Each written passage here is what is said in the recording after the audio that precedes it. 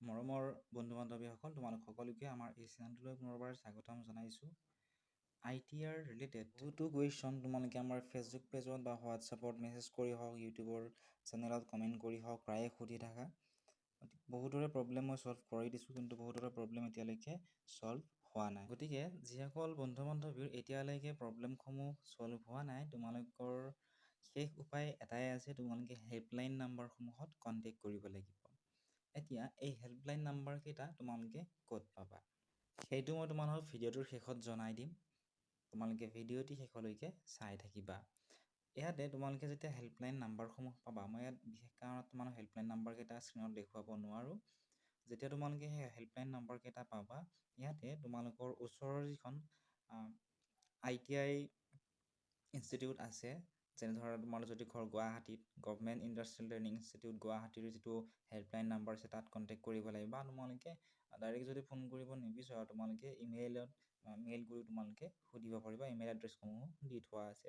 ঠিক তেনেধৰণে যদি তোমাৰ ঘৰ তেজপুৰৰ ওচৰত বা বঙাইগাঁৱৰ ওচৰত, ইয়াতে থকা হেল্পলাইন নাম্বাৰসমূহত তোমালোকে কণ্টেক্ট কৰি তেওঁলোকক তোমালোকৰ প্ৰব্লেমসমূহৰ বিষয়ে তোমালোকে সুধিব পাৰিবা, আৰু তেওঁলোকে নিশ্চয় তোমালোকক সহায় কৰিব।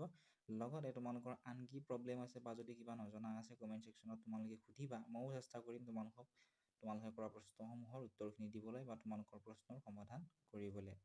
এতিয়া মই তোমালোকক দেখুৱাই দিছোঁ যে এই হেল্পলাইন নাম্বাৰকেইটা তোমালোকে ক'ত পাবা।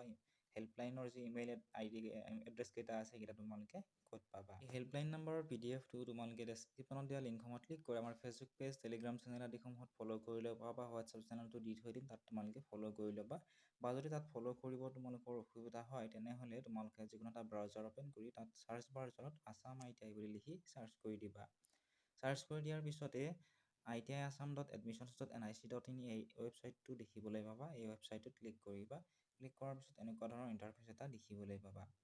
ইয়াতে তোমালোকে এই যিটো 3 ডটছ আছে, ইয়াতে এই 3 ডটছত ক্লিক কৰি দিবা।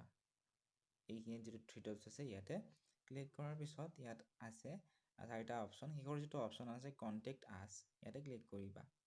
কণ্টেক্ট আছত ক্লিক কৰাৰ পিছত ইয়াতে এনেধৰণে আহিব helpline number, title season 2024, view download. ইয়াতে view download accessible version, view 430 KB, ইয়াতে ক্লিক কৰি দিবা।